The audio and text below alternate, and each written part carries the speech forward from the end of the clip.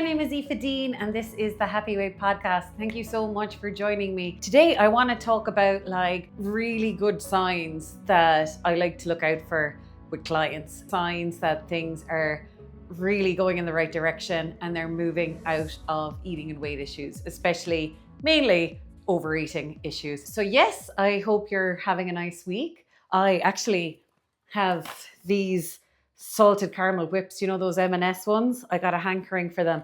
And, it's that age old thing that I'm like half thinking of leaving one for my client who's coming in like 20 minutes. But equally, if I eat the third one, he'll never know. You know, it's not really a bad thing if I eat it and, you know what I mean, I don't tell him. So I also feel like I haven't spoken about yummy foods in ages.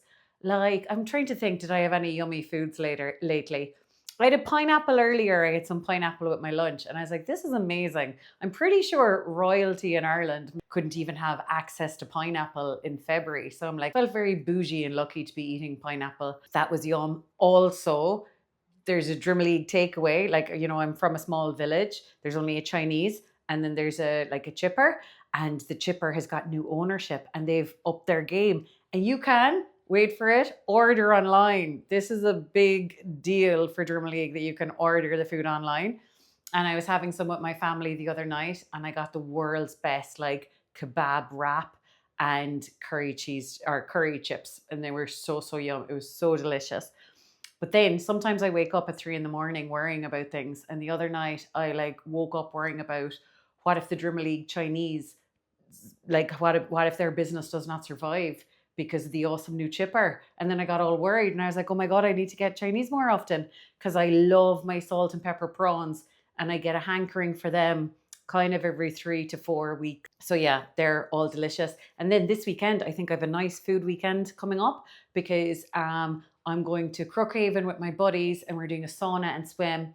And then we're going to the pub there in Crookhaven to watch the rugby and have lunch. And then after that, I go home and I have friends invited over and we are getting the Drimoleague takeaway because I've done so much screaming and shouting about how lovely it is. So I've quite a nice weekend of food coming up.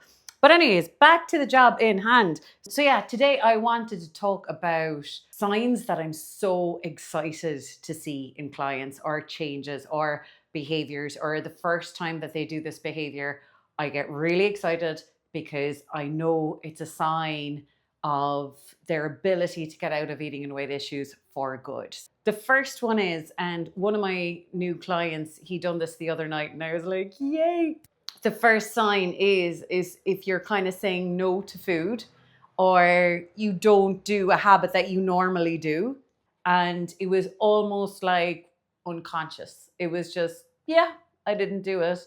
You know what I mean? So zero willpower, zero effort. And I love that, right? Because that is the start of abundance thinking. So for instance, this guy, right? He usually, I think he puts fun size bars or whatever into his kids' lunches. And that's probably 7, 8 p.m. whenever he's making the lunches. And then he'd wolf a few of them down as he'd be packing the lunches. And this time anyways, he was just like, nah, I didn't. And what that shows, right, is that his day was tasty enough before it. And he knows that tomorrow will be a tasty day as well. So how we want to remove the stuff from our diet is by having nicer options, because I think it's the foods that you don't, that they don't actually add anything to your day. It's not as if you feel emotionally better after them. It's not as if they serve some massive function. It's that generally they were a bit mindless, like maybe a habit, or the worst category, the category I hate the most, a should. That someone's like, oh, you should eat this at this time, or you should eat more of those if you're trying to lose weight. So all this clutter in our diet, they're the things we want to be conscious of and remove. And if you've had a lovely day of food and then tomorrow will be a lovely day of food and the day after and the day after and the day after, it's easier to let things go. What I'm always looking out for with my clients is that they're not using willpower, because willpower, it's like faking it in front of the teacher for a little while. So as in they could pay me money and ramp up their willpower and white knuckle it for a few weeks. And then the minute I'm off the scene, they'll go back to normal. And that's the usual kind of dieting trend. But when there's no willpower and when it's just it's light, there's no bounce back from that, like these light decisions where you just have a better option. So you're saying no to this because you have a better option later. Like that's really sustainable. There is no backlash from that. Whereas for being in control and using willpower, there will always be an equal and opposite reaction to that kind of eating. So that's the first glimmer. Like, so I think like a glimmer is the opposite of a trigger. A glimmer is like a sign of hope. Another really, really great sign is someone's life is kind of changing. So it really is when we're changing our weight, it's a case of if you build it, they will come or whatever. Like, as in, your life needs to be conducive to the life of someone who has, a healthy weight or doesn't have a weight problem or doesn't need to over rely on food for comfort. So take that last one, like the kind of life where why would we need to over rely on comfort from food? We've a ton of comfort in our life. We've a ton of joy. We've a ton of things that we look forward to. We've a ton of different rewards and different relaxation and people that we meet up with and things that we do for like stimulation or curiosity, or like hobbies and new things that we could bring into our life to keep things interesting. Or we've amazing boundaries around sleep. So even if we are up the walls with like kids or job or whatever, we are also just like, there is a boundary that everyone knows about, your partner, your kids, that this is your rest time, or you will be in bed, or someone comes to help out, or you get a cleaner. Any of these boundaries that will mean that you're not totally fried. So I think it's an awful situation. Like sometimes when I'm working with people initially, it's just like it's just like layers of awfulness, right? Because like they're in this situation that is definitely stressful or definitely tiring, or it's all work and no play. And then because of that situation, they're overeating, or maybe they've had a lot of grief and they've not got help with that, or whatever the situation. And then, as well as the overeating, they're giving out to themselves for the overeating. So then you're just like, that's just the worst possible way to look at it, because it's like we always want to see our overeating as a symptom, of something. So especially if, say, 5 years ago, 10 years ago, 15 years ago, you weren't at this weight, or food had a different place in your day or in your week. Like, we want to know the difference between those two. We want to know like what was going on then that allowed you to feel better, or what's missing now that's, that you're trying to bridge the gap with food. And this is why, like, I hate when, I don't hate it, but like I feel sorry or something for when people ring me up basically to inquire, and they're like, I know what to do, I just need to do it. And you're like, that is such a surface, one-dimensional way to look at, our eating and weight, that you just gotta cop on and you gotta pull up your socks and you gotta do what you're told. You have to follow the rules, because it's like, again, someone doesn't just increase their eating for no reason. There's usually some form of unhappiness or lack or change of structure behind it, so it's like, let's get to the origin of the problem rather than keeping the problematic lifestyle the same and then trying to use willpower to stay in an uncomfortable situation but not comfort eat. Like, that is ridiculous, So in terms of someone's life changing, I was just talking to a client this morning, and this was our last call. She actually started last June and it's February now. So I really have to stop calling the 12-week program a 12-week program, because it's 24 consultations. And when someone's up and running, we can start spreading out the calls. So like, it lasted her all that time. And she is like, now, before I was so scared to go out to restaurants. And now the minute someone asks me to go to a restaurant, I'm, of course I go, basically. When we're in weight problems, we can make our life smaller and smaller and smaller. So we can like stop buying nice clothes. We can meet up with friends less. We can be like embarrassed about joining exercise classes or going to yoga, because we'd rather wait until our weight improves. So our life just keeps getting smaller and smaller and smaller. Or maybe like your partner and kids are having fun by the pool, but you just sit on the sun lounger or whatever. And we keep just like leaving ourselves out of situations. And like, I'm not too sure which comes first. Well, actually I do.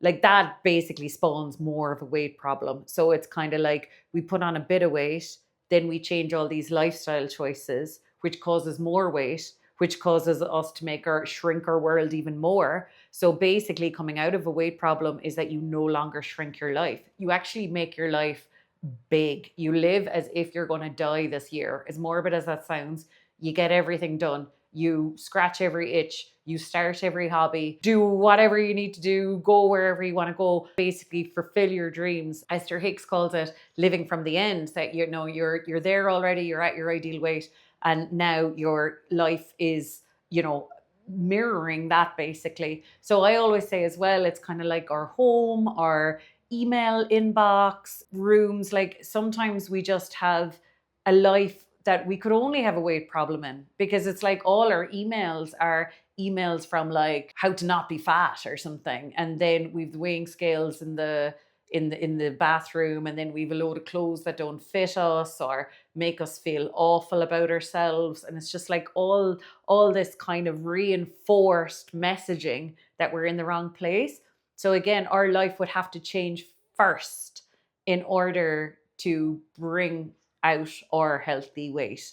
So the last one is, when I'm working with clients now and when they're coming out the other side of eating and weight issues, there's a certain kind of level of just calmness and normality. And that's really different, right? Because I used to work with, early in my career, I worked with like shake diets, I worked with like rapid weight loss stuff, really. And like, it was always like people had just about, stayed in strict control of everything for like as long as possible, and it was like this achievement of like sticking to all the rules. And I was talking to this with like one of my clients who suffers from anorexia yesterday. Like we were chatting about red flags that she might have. That means she definitely has to eat. And one of those red flags is that kind of sinister happiness, the kind of happiness that comes from like control. And I'm like, she's a young girl. And I was like, that is like the shittiest form of happiness. Like just being like alone with that control around food and making your life small. So that's the only happiness that you have. Like it's such poor quality happiness to all the happiness that we can experience in our life with other people, with like experiences, with things we achieve, things that we do. That's really nothing to do with health and nothing to do with long-term health, long-term weight, when we're getting a buzz out of restriction and control. And like I was not anorexic, so my version of that strictness and control was make a new rule, really try and stick to it, probably only last 3 days, and then binge and do the opposite. But then I'd ramp up again another plan and have that like sinister control for another few days and whatever. Hopefully maybe you've experienced it, maybe you've not, but anyway, it's a bad sign. It's again, like if you're dating someone and it's awful, the marriage is not going to be good. So when you're in that like, haha, I didn't eat any carbs for 3 days or something, like don't for a second fool yourself that that is healing. Don't for a second fool yourself that that's leading you to a happy ever after, because it's not. So what I notice now with clients, when they've dropped the weight, they've kept it off, like it's almost like they don't remember what they've done or have they done much. Like they're not really like, oh, it's so weird and I'm so proud of how strict I was, because there was no strictness. Like as in, it's kind of like that advice you get about like, say you're dating, and if it's all like fireworks and anxiety or whatever, it's like that's maybe actually a sign that it's not a good thing. And then maybe when you meet an appropriate partner, maybe there's more of a sense of like calm or knowingness or being able to be yourself and being normal and relaxed or whatever. Well, same goes with eating. It's like us healing is us feeling more calm, feeling more present, feeling more trusting. Like presence is such a huge one, because you have to stay present to stay out of the rules in your mind. And rules in your mind are what causes an imbalanced weight or an unhealthy weight. Whereas being present is really like feeling into, is this food working for you now, this moment? Are you enjoying this food? How is it making your belly feel? Not what the 100 opinions in your brain are about this food, but how is it making your belly feel? How is it making your body feel? So that like presence and calm and trust, and just like, yeah, it's kind of like, I notice with healed clients, it's just a bit of a nonchalantness, you know, it's just a bit like, yeah. So that's kind of the vibe you want when you're moving out of eating and weight issues. So I was a bit of a mini session today. I hope you found today helpful. Like I said, I have a client coming in like 5 minutes, and will I eat the caramel whip or not? That is the big question. Thank you so much for joining me. If you haven't already, please like and subscribe. That would be so cool. Thank you. Mwah.